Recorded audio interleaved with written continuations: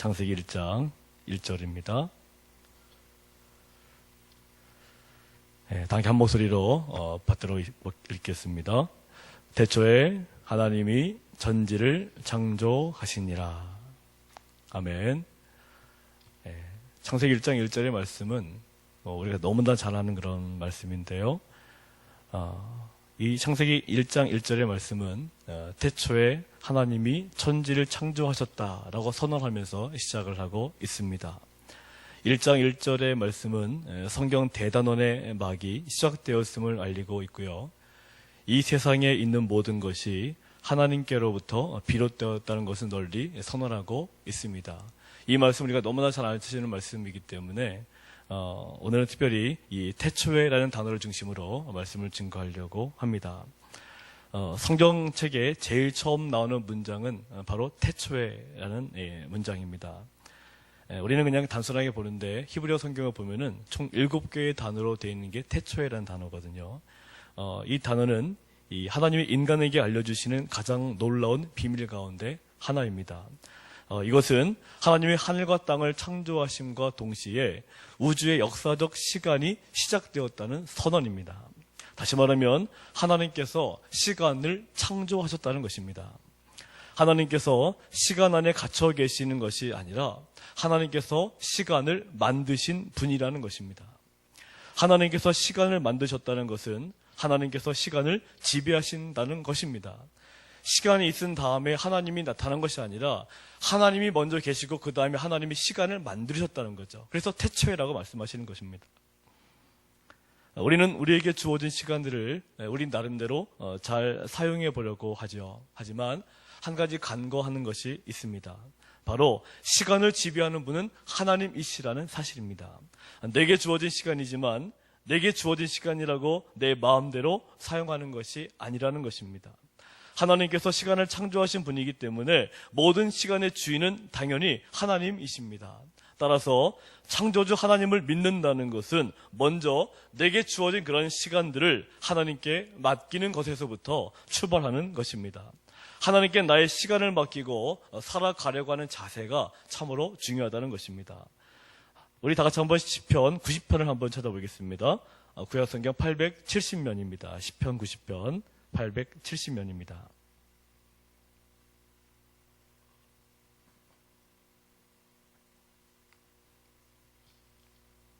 구약성경 870면 시편 90편입니다.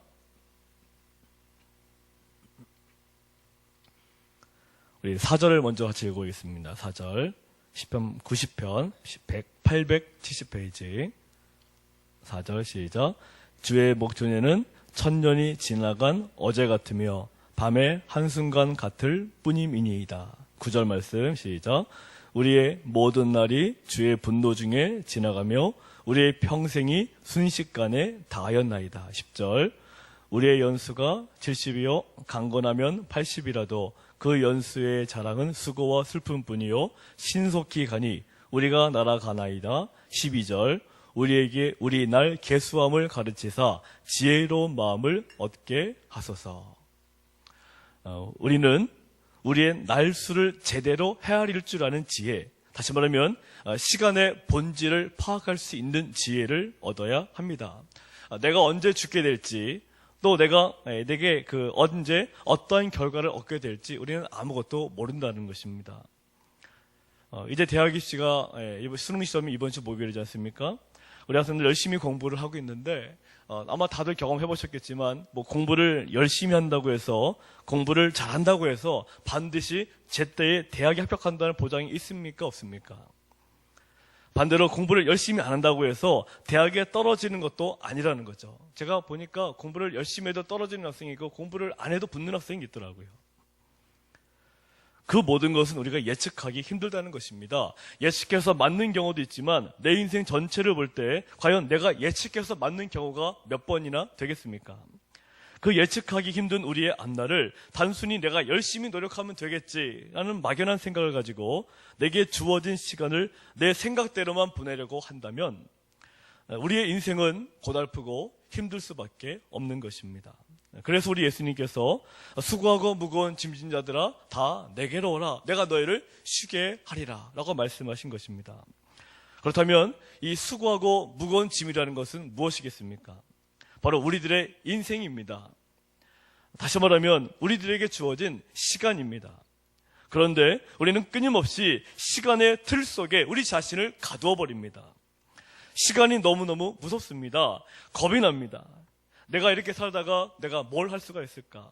내가 이런 식으로 시간을 보내며 살다가 내가 내 인생 아무것도 이루지 못하고 내가 내 인생 종치는 것이 아닐까? 그런 두려움들을 안고 사는 분들이 많습니다. 내 인생은 잘못 사는 것 같고 나는 시간을 계속 헛되이 낭비하는 것 같은 그런 생각 속에 살아가는 분들이 굉장히 많다는 거죠. 이 시간에 대한 두려움도 바로 무거운 짐이다라고 할 수 있는 것입니다. 그런 시간에 억압받고 지배받는 무거운 짐들을 주님 앞에 내려놓으라는 것입니다. 왜냐하면 우리 주님은 시간의 창조주이시기 때문입니다. 시간의 창조주 앞에 우리의 시간을 내려놓고 시간의 창조주께서 내게 원하시는 대로 살아가려고 하면 내게 쉼을 주시겠다는 거죠. 우리는 종종 답답하다는 말을 많이 합니다. 내 마음대로 인생이 제대로 풀어지지 않고 내 마음대로 내 자녀들 교육이 안 되는 것 같고 내 마음대로 뭐 여러 가지 많은 문제들 해결되지 않으면 좀 답답하다는 얘기를 많이 하죠. 소화가 안 돼서 답답함을 말하는 그 답답함이 아니라 내가 원하는 대로 풀려지지 않을 때 그 답답함, 숨도 안 쉬어지는 그런 경험들 해보신 적 있지 않으십니까? 이 답답함은 주어진 시간을 내가 지배하지 못해서 생기는 것입니다. 어떻게 해서든 주어진 시간 속에서 내가 무엇인가를 하고 싶을 때 우리는 답답하고 때로는 미쳐버릴 것 같은 마음이 드는 것입니다. 다시 말하면 내게 주어진 시간을 내가 만들어가려고 할 때 그때 나도 내 마음속에 내 마음대로 안 되니까 답답하고 미쳐버리는 생각이 드는 것입니다. 우리는 남들에게 보이기 위한 인생을 살아가는 것이 아니라 하나님께서 기뻐하시는 인생을 살려고 노력해야 합니다. 하나님께서 기뻐하시는 인생이란 하나님께 받은 각자들의 독특한 그런 달란트로 각자의 처한 환경과 상황에 맞게 최선을 다하되 그 최선을 다한 일들이 결국 하나님께 영광을 돌리는 것을 말합니다. 그런데 우리들은 내가 처한 환경과 상황에서 하나님께서 기뻐하시는 인생을 살아가기보다는 내가 원하는 것만이 인생의 최고의 가치인 줄을 알고 하나님께서 원하시든 원하시지 않든 상관없이 그저 내 방식대로 내 마음대로 내가 원하는 그 이상만을 쫓다 보니까 그 이상들이 내 목에 가시처럼 되어서 결국 나 자신을 고통스럽게 만드는 것입니다. 이 시간이라고 하는 것은 한번 지나가면 다시 돌아오지 못하는 것이 그의 특징인 거죠. 그래서 우리 맨날 어떻습니까? 지나간 시간들에 대해서 아쉽고 내가 젊었을 때 내가 대학을 좀 잘 들어갔더라면 내가 젊었을 때 혹시 결혼해서 후회하시는 분들은 그때 내가 그 남자와 결혼하지 않았더라면 혹시 또 내가 그 여자와 결혼하지 않았었더라면 그 시간에 대한 그런 후회들이 많이 있지 않습니까? 또 시간이라는 것은 동시에 반복되지 않아서 순환하지 않고 어떤 목적을 향해서 직선적으로 진행해 나가는 것입니다. 이 불교의 역사관과 기독교의 역사관이 있는데 이 불교의 역사관의 특징은 순환론적 역사관이라고 하죠. 시간이 돌고 돈다는 것입니다. 근데 우리 기독교적인 역사관은 어떤 건지 아십니까? 직선적인 역사관입니다. 한 번 죽는 것은 사람에게 정해져 있다는 거죠. 근데 불교에서는 그게 아니죠. 이 땅에서 좋은 일을 많이 해야 다시 태어나도 뭐 바퀴벌레나 쥐로 태어나지 않고 좋은 일을 많이 해야 사람으로 태어난다는 건데 이건 불교의 논리고요. 우리 하나님께서는 그렇게 말씀하신 적이 없죠. 우리가 살다가 한 번 죽으면 거기서 끝인 것입니다. 이 시간을 창조하신 이가 바로 우리의 하나님이시라는 거죠. 그것은 시간이 흘러가는 목적을 우리 하나님만이 알고 계시다는 것입니다. 하나님께서 우리를 창조하셨다는 것은 우리의 모든 목적을 이미 알고 계시다는 거고요. 하나님께서 시간을 창조하셨다는 것은 시간이 흘러가는 모든 목적을 이미 하나님은 알고 창조하셨다는 것입니다. 한번 따라해 보실까요? 하나님은 나를 창조하셨고 내 시간도 창조하셨습니다. 내가 내 길을 걸어가는 것이 아니라 나를 창조하시고 나의 시간을 창조하신 하나님께 내 인생을 맡길 수 있을 때 우리는 하나님께서 나를 이 땅에 태어나게 하신 나에게 인생이라고 하는 이 힘든 시간들을 보내게 하시는 그 진정한 목적을 알 수 있게 된다는 것입니다. 내 인생의 목적이라고 하는 것, 내게 주어진 이 시간의 목적이라고 하는 것, 그것은 내가 아닌 오직 하나님만이 알고 계시는 것입니다. 그렇기 때문에 우리는 하나님과의 깊이 있는 교제를 통해 내가 지금 어떻게 살아야 하는지에 대한 지혜를 깨달아야 하는 것입니다. 시간을 창조하신 하나님의 손 안에 내 인생 역시도 들어있는 것입니다. 하나님께서 내게 가지신 그 목적이 무엇인지를 깨달으려고 했을 때 우리는 비로소 하나님께서 주시는 평안함과 위로를 경험하면서 행복한 인생의 길들을 걸어갈 수가 있습니다. 그래서 예수님께서는 세상 사람들이 전부 다 택하는 이 넓은 문으로 들어가려고 하지 말고 좁은 문으로 들어가기를 힘쓰라라고 말씀을 하셨던 것입니다. 그 좁은 문으로 들어가기를 힘쓴다는 것이 바로 하나님 앞에 나의 시간을 맡기는 것입니다. 나의 인생을 맡기는 삶입니다. 왜 기도가 중요한지, 왜 성경 말씀을 묵상하는 것이 중요한지는 우리는 분명히 알아야 합니다. 바로 거기에 우리 인생의 해답이 있기 때문입니다. 우리가 기도를 한다든지 성경 묵상을 하는 것은요, 내가 아는 지식을 확인하기 위한 것도 아니고 내가 어떤 지식을 채우기 위해서 하는 것도 아닙니다.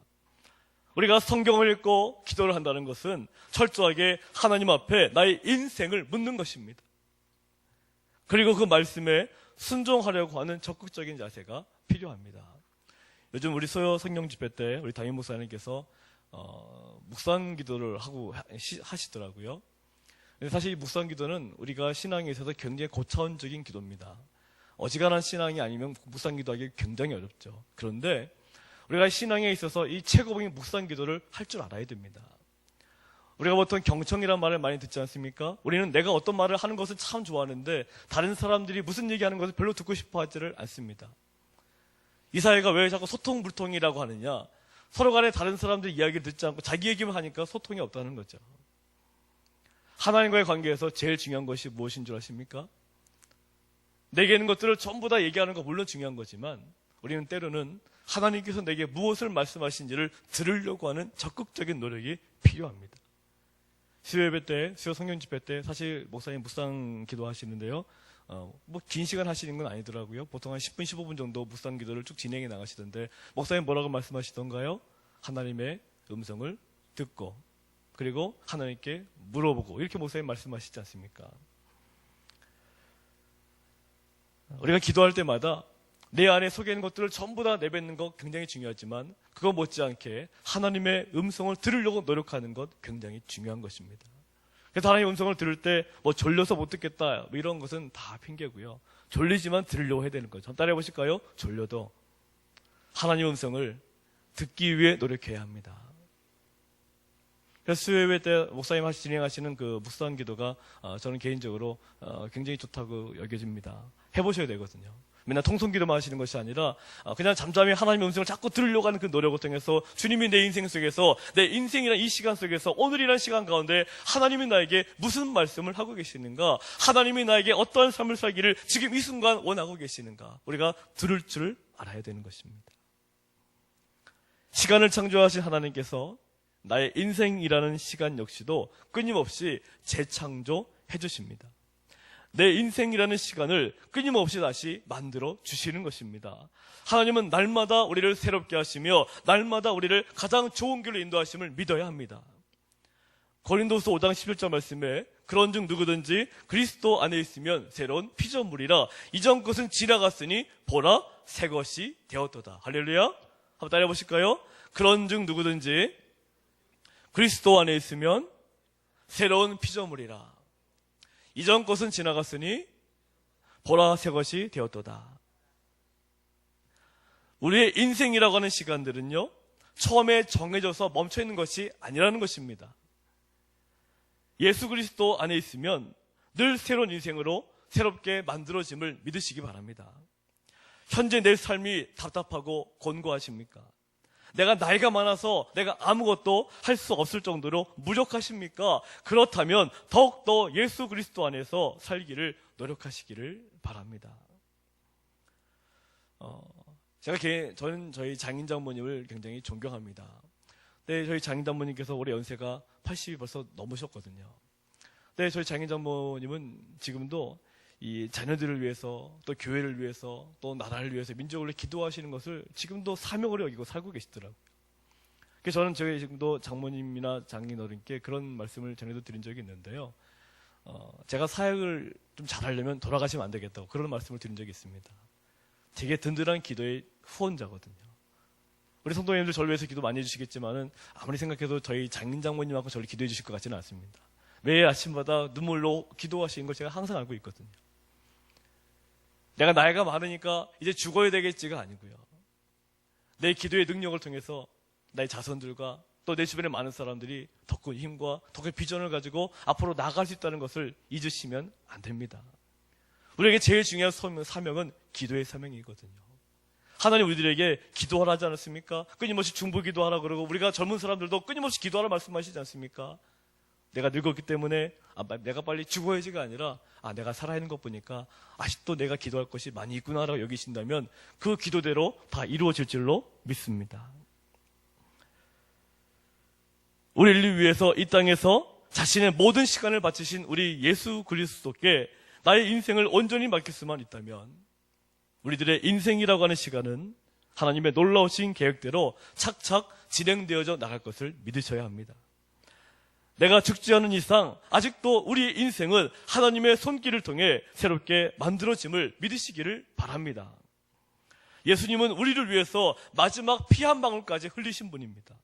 우리 역시도 내가 마지막 그 순간까지, 죽는 그 순간까지 나를 헌신하며 내가 바쳐야 할 일이 무엇인지를 그리스도 예수 안에서 찾아가려고 할 때 인생의 참다운 목적을 발견하게 될 것이고 세상에 누리지 못하는 놀라운 행복들을 반드시 우리가 깨닫게 될 것입니다.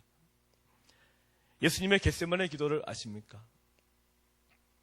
그러나 내 뜻대로 마옵시고 아버지의 뜻대로 하옵소서. 예수님의 겟세마네 동산의 기도죠. 이게 어떤 기도입니까? 예수님께서 십자가에서 잡히셔 돌아가시기 전에 잡히시기 전에 겟세마네 동산께 밤새 철야기도 하실 때 그때 예수님의 기도의 결론 아니겠습니까? 그러나 내 뜻대로 마옵시고 아버지의 뜻대로 하옵소서. 우리는 이런 예수님의 기도를 닮을 수 있어야 됩니다. 그래야 인생의 길들이 열리고 새롭게 만들어지는 재창조의 역사를 경험하게 되는 것입니다. 그러나 내 뜻대로 내 인생을 움직이지 마옵시고 아버지의 뜻대로 내 인생을 움직여 주옵소서라는 기도가 우리의 입술을 통해서 나올 수만 있다면 우리는 분명 우리가 알지 못하는 크고 비밀한 일들을 한참 높은 인생의 길들을 만나게 될 것입니다. 한번 따라해 보실까요? 내 뜻대로 내 인생을 움직이지 마시고 아버지의 뜻대로 내 인생을 움직여 주옵소서. 다시 해볼까요? 내 뜻대로 내 인생을 움직이지 마시고 아버지의 뜻대로 내 인생을 움직여 주옵소서. 이렇게 매일 아침마다 기도하시면요 절대로 망하지 않으실 것입니다. 왜냐하면 내 시간을 누구에게 맡겼으니까? 하나님께 맡긴 것이니까. 우리는 매일매일 기도할 때마다 자꾸 내 뜻을 얘기하시는데 내 뜻 얘기하시는 거 좋습니다. 예수님의 겟세마네 기도도 처음에는 누구의 뜻을 기도했죠? 처음에는 예수님의 뜻을 기도했습니다. 예수님 어떻게 기도했습니까? 내가 저 십자가를 져야 되겠습니까? 처음에 솔직하게 얘기했죠. 우리가 하는 기도는 보통 여기서 끝나는 경우가 많습니다. 내가 하고 싶은 얘기만 다 하고 그리고 하나님 빠이빠이 하고 집으로 가시지 않습니까? 근데 예수님은 그렇게 기도하지 않았습니다. 내가 하고 싶은 얘기 전부 다 꺼낸 다음에 그 다음에 어떻게 마무리 졌죠? 그러나 내 뜻대로 마옵시고 아버지의 뜻대로 하옵소서. 결국 어떻게 됐습니까? 주님의 뜻은 십자가를 지지 않는 것이었는데 하나님의 뜻대로 십자가에서 죽으셨지 않았습니까? 근데 하나님 뜻대로 십자가에 죽으신 것이 예수님 인생의 실패였습니까? 아니라는 거죠. 예수님은 십자가에서 죽으셨지만 무엇을 체험하셨습니까? 다시 살아나시는 기적 역사함을 체험하시게 된 거죠. 따라해 보실까요? 내가 어떠한 문제로 넘어지든지 하나님께서는 하나님의 뜻대로 살아가고자 한다면 다시 세워주실 것입니다. 할렐루야. 이것을 믿는 것이 중요한 거죠. 근데 우리는 날마다 힘들고 어려울 때마다 내가 하려고 하고 내가 모든 것을 하려고 하니까 엎어지고 좌절하고 넘어지는 것입니다.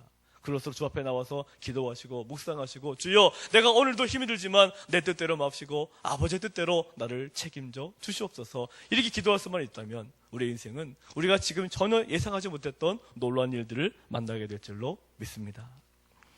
우리 시간 다 같이 우리 기도하실 때 하나님 아버지, 이번 한 주간도 새롭게 출발이 되었습니다. 주께서 나의 인생을 책임져 주시고 내 인생이 내 멋대로 내 마음대로 시간을 만들어가는 것이 아니라 하나님께서 원하시는 대로 내가 그 인생을 걸어가기를 원합니다. 주여 나의 인생을 만져주시고 다스려 주시옵소서. 우리 그런 마음으로 우리 다 함께 우리 주여 한번